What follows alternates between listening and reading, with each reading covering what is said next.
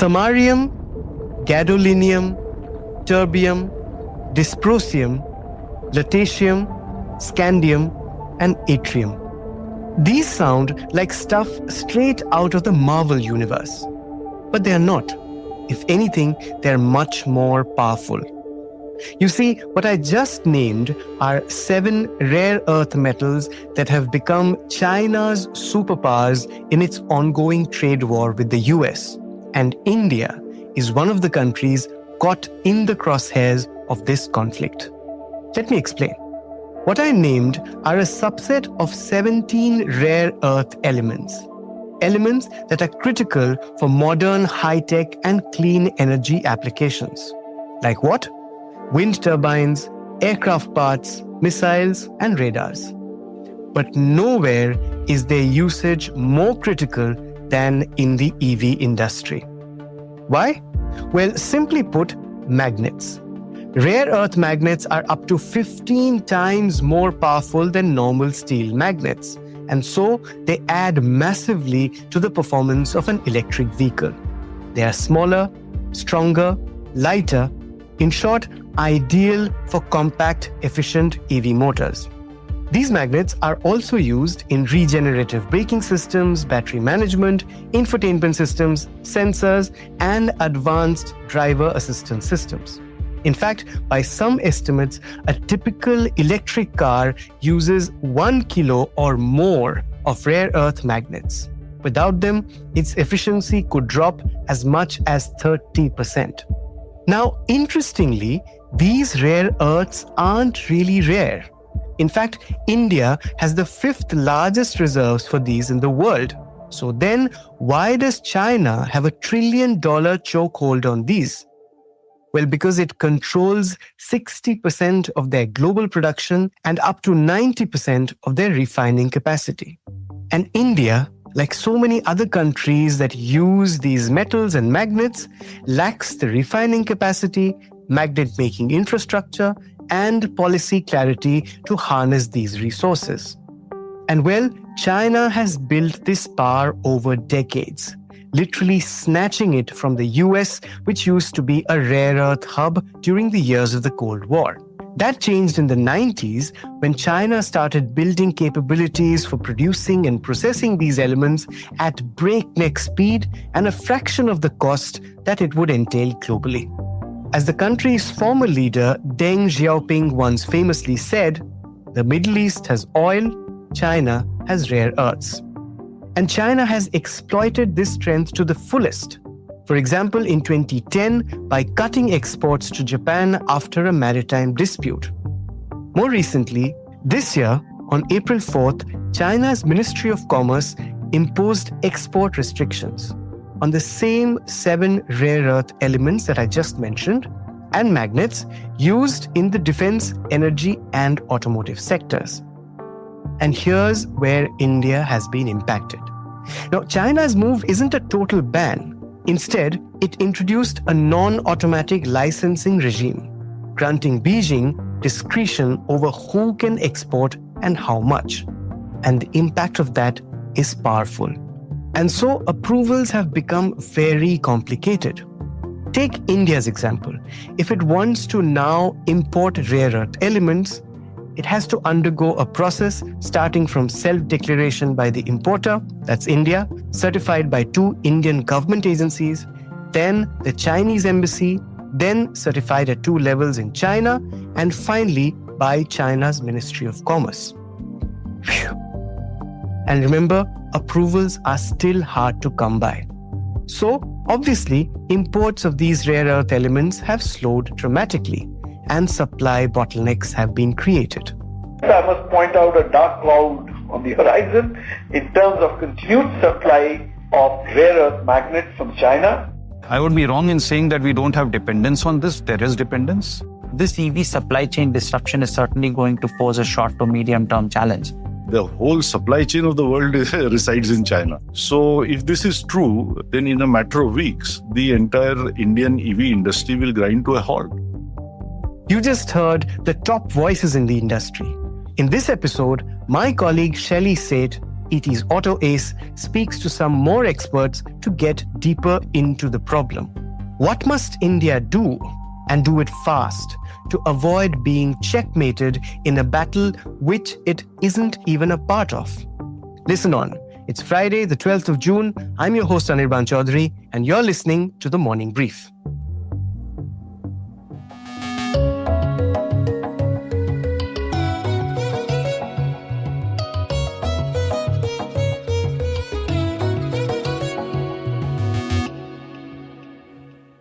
Shally first spoke to Hemal Thakkar, Senior Practice Leader and Director at Crisil Intelligence. Listen on.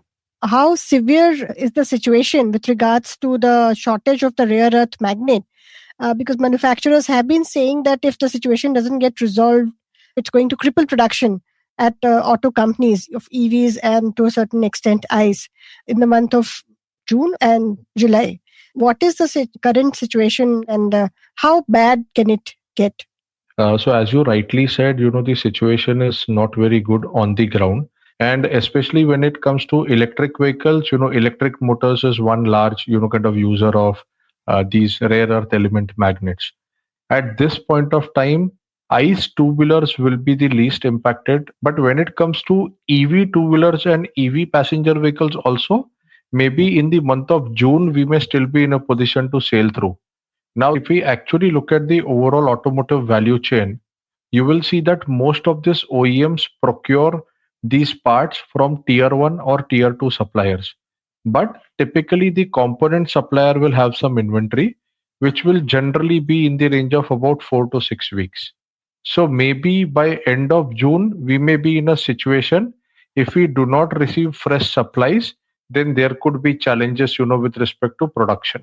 So what are the various alternatives being worked upon by companies? Are there any alternate destinations or technologies that the companies are looking at? If you ask me, when we look at the overall reserves of rare earth elements across the globe, 50% of these reserves are in China. 20 to 25% of these reserves are in Brazil, 7-8% in India. Then you have Australia, Russia, Vietnam, and a few others. Now, this is in terms of reserves. But when you actually look at, the production of rare earth elements, which are mined, and if you look at, say, 2024 as an example, almost 70% of the production happened in China, which has 50% reserves, and US, which has, less than 5% reserves, has been responsible for 12% of the production. Also, the challenge further aggravates when you actually look at processing of this rare earth elements, which happens to the extent of more than 90% in China, then followed by, say, Vietnam and Malaysia. So from that perspective, the dependency that we have on China is relatively much, much higher. And to look at options or alternatives beyond China to source this raw materials or rare earth elements at this point of time will be very, very limited. Then, we'll have to look at some other markets, maybe something like a US or maybe something like a Australia or Burma, from where, this can be imported. But then you will have to process it. And processing happens only in China, Vietnam, and Malaysia at this point of time. So, even if we have to set up something, it is not going to be easy. And we will have to wait for a long, long time to get something done in India from a magnet extraction and processing perspective. Which is going to take a while. I mean, even the government, we have also heard that the government is coming up with a PLI for the rare earth magnets. So all of this will have a long gestation period, right? It cannot happen in a few months. Yes. Yeah, it will not happen in a few months. It will have a long gestation period. We'll have to wait and watch. So what I understand basis my discussions is, at this point of time, they will try to see that there is minimal disruption to production by, either getting sub-assemblies from China in the form of, either motors being dispatched to China for fitting magnets and then getting these motors back here, or getting sub-assembled motors from China to India, which could lead to cost escalations, as well as for many companies who have applied for PLI, they could see some kind of impact with respect to reduction in domestic value addition. So from that perspective, there could be some kind of challenges in this alternative approaches, but at least what will happen is the production will possibly not stop. Tell us, what are the design and performance related challenges that arise when one is using an alternative to rare earth magnet in electric powertrains?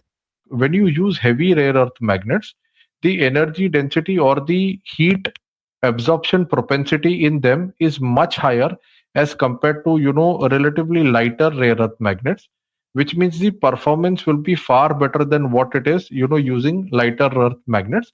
And if you want to use lighter earth rare magnets in those motors, then the quantity will have to be higher than what it is today, which means you will have to redesign the motor in terms of the physical attributes to ensure that these magnets are accommodated. Two-wheelers and passenger vehicles, it could still be a challenge because the space available is lower. But in segments like buses, you may still be in a position to do it quickly because the body or the chassis of the bus is relatively much longer. So this may not prove to be a bigger challenge for them. But especially for two-wheelers and for passenger vehicles, this could be a little cumbersome, but it can be done. Meanwhile, Indian entrepreneurs are already working on alternative solutions. For example, a startup called Conifer is building powertrains that use ferrite magnets and not rare earth magnets. Shally spoke to its founder, Ankit Somani. Here they are.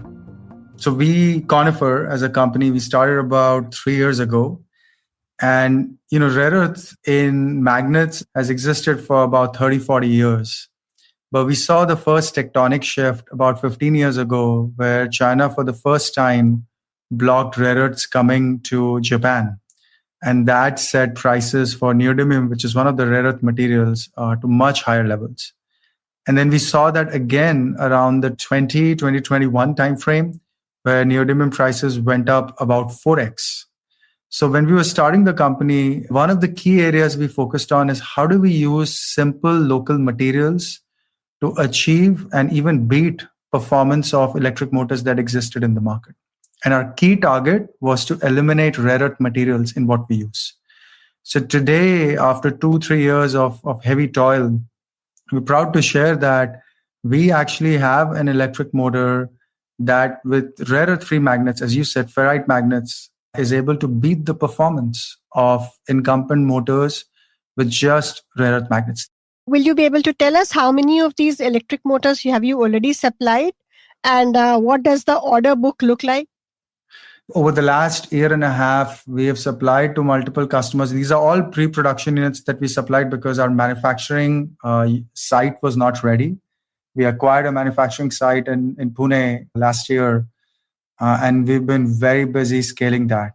And that's why we had raised money a while ago. And our goal is to put production level units in hands of customers starting Q3, Q4 this year and scale up our manufacturing site, which is capable of doing 70 to 75,000 units per year. Start there and then scale from there. Ankit, if you can also dwell a little bit on the technicalities, how does the ferrite magnet delivers the same level of performance or a better level of performance, as you mentioned, as compared to the ones that use the rare earth magnet? Yeah, absolutely. So first, what is a ferrite magnet? So if you look at, those stickies that you put on your refrigerator, those magnets are ferrite magnets, and they are 86% plus rust, like literally ferrous oxide rust.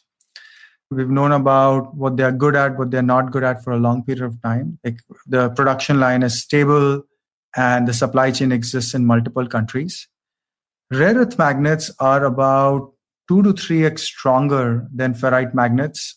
They also have better resistance to demagnetization, which is why they were used in all sorts of motors over the past 30 years. So what we had to do was use a weaker magnet, but still able to deliver the same performance. And in our customer tests that they have done, comparing them to rare earth magnet-based motors, they have found that performance is, in fact, better. It's not just our claim.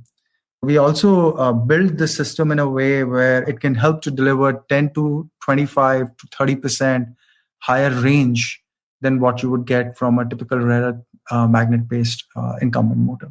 So it's better on both dimensions. Also, if you can tell us, how is it better or in terms of cost? Mhm. They tend to be about 1/10 to 1/20th the cost of a typical rare earth based magnet per kg. In fact, they are less than half the cost of copper per kg. So they are that much more cost effective. When it comes to the rare earth magnet, how much do they account for in the cost of an electric powertrain? Yeah, can be very high. And so it depends on, which year you're talking about, because rare earth prices change a lot as well.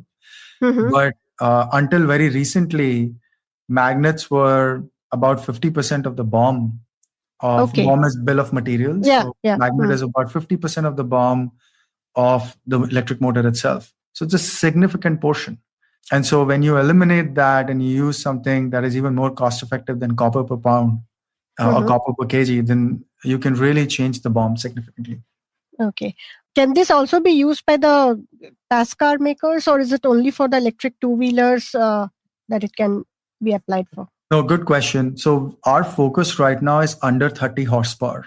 Now, within under 30 horsepower, there are two sets of applications. There is mobility type applications, which are, as you pointed out, two-wheeler, three-wheeler, small delivery vehicles, robots, power tools and equipment, agricultural equipment, things like that. And then there are stationary applications, which are fans, pumps, industrial automation. And so we have a product line in each of these categories, and we are engaged with customers across both categories. Also, if you can tell us, how has the industry reacted? I mean, what kind of inquiries have you been getting from the auto companies? And how keen are they to use this alternative electric powertrain? Yeah, that has been probably the most humbling experience. We got a lot of interest from the market. First, a lot of interest from media to cover it. And that led us to identify customers that we didn't even know about, and in markets we didn't even know about. So suddenly demand has really shot up, which is a good problem from a startup standpoint. So there's been demand from standard mobility type customers all the way from cars to two-wheelers. There's been demand in the industrial automation and fans and pumps segment. And there's been other sorts of demands that we didn't even know about, which is like coffee machine makers who want to use compact motors. The increasing demand we have gotten, we've increasingly seen more from Asia, specifically from India as well as a lot in the US. I mean, US, as you can imagine, rare earth was a very direct impact about 2 months ago. And so that led to a lot of interest from folks around looking for alternatives. And, in India, in general, OEMs have the culture of finding local suppliers that can use local indigenous supply chain and provide solution, because, all the consumers look for value-focused solutions. And so that's why we see a lot of interest from Indian OEMs as well. So, as the story unfolds, two questions are critical. What is the government doing about this? Or rather, what can it do? One, it can try and become self-sufficient again in critical minerals. Here's Union Mines Minister G. Kishan Reddy at a recent event. You would be aware that we have successfully auctioned 34 blocks of different critical mineral and strategic sector. The Ministry of Mines is further enhancing exploration of critical minerals. In the last 3 years, Geological Survey of India has undertaken 445 exploration projects of various critical and strategic minerals. Moreover, through the National Mineral Exploration Trust, the ministry has funded 185 projects through various exploration agencies. In parallel, efforts are being made to secure overseas resources through engagements with mineral-rich countries such as Australia, Argentina, Chile, etc. As per some of estimates, demand for critical minerals will increase 4 to 6 times by 2040. However, supply chain are concentrated in a few countries. Geopolitical tensions, trade restrictions, and increasing trend of resource nationalism can cause supply chain disruptions. But what are we doing in the short term? to solve the current problem that we are facing? Shally posed this question to Vinnie Mehta, Director General of industry body Automotive Component Manufacturers Association. So, Shally, you have to understand that this is not an India-specific problem. This is an issue, sort of China retaliating against the US tariffs and the US ban on export of semiconductors to China. And in some sense, all automotive geographies are impacted by it. So the US is impacted, the European Union is impacted, Japan is impacted, India is impacted, South Korea is impacted. And we are having regular meetings and updates with the Ministry of Heavy Industry, with the Ministry of Commerce, especially the DGFT, and also the Ministry of External Affairs. And I'm giving to understand that it is being monitored at the highest office in the country. We haven't talked to the Chinese authorities. We're probably sort of drawing a conclusion based on the fact that there is a little bit of softening when it comes to China in issuing licensing for the rest of the countries.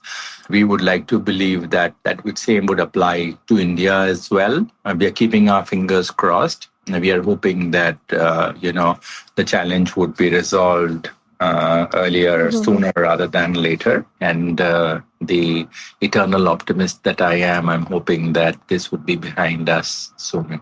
And finally, let's go back to Hemal with this question. So, given the current situation, are you at Crisil pairing your forecast as far as the penetration of EVs is concerned for two-wheelers and electric cars, or are you still on a sort of standby? As of now, if you ask me, we would be on a wait and watch mode, where we are looking at, about 1.5 million electric two-wheelers being sold in India in financial year 26, and almost 200,000 passenger vehicles being sold in India in financial year 26. So we will maintain that forecast as of now, because we have, kind of some views that there are discussions which are going on with the Chinese counterparts, which Indian ministry itself is doing. They are trying to seek a meeting with them where a delegation of automotive companies are going to go and visit them and, make a case representation, which will then ensure that, steady supplies happen here on. So I'm hopeful that, that is progressing well, and hopefully should happen in the next couple of weeks, which will in a way put us in a position where there will be minimal disruption, and we should be in a position to cover up the loss that we have and should be able to make it through the rest of the year. Rare earths may be buried underground, but the real battle is playing out above, in boardrooms, policy rooms, and global power plays. China isn't just exporting minerals, it's exporting leverage. And India has the reserves, but what it lacks is urgency, infrastructure, and strategic clarity. So this is clearly a story that will become more complex before it becomes simpler. And we will keep bringing you all the developments in subsequent episodes. Before we wind up, let's not forget that this episode was produced on one of the most tragic days in recent Indian history. An Air India UK-bound flight carrying 232 passengers and 10 crew members crashed in Ahmedabad a few minutes after it took off. Most on board are feared dead. We at TMB, as almost everyone in the world, want to know what happened. We will bring you an episode, hopefully, with some explanations, analysis, and accounts soon. Until then, stay safe, stay well. This episode was produced by Vinay Joshi and Rajas Naik, sound designed by Indralil Bhattacharjee. Keep listening to TMB, which drops on your favorite listening platform on Tuesdays, Thursdays, and Fridays. The external clips used in this episode belong to their respective owners. Credits are mentioned in the description.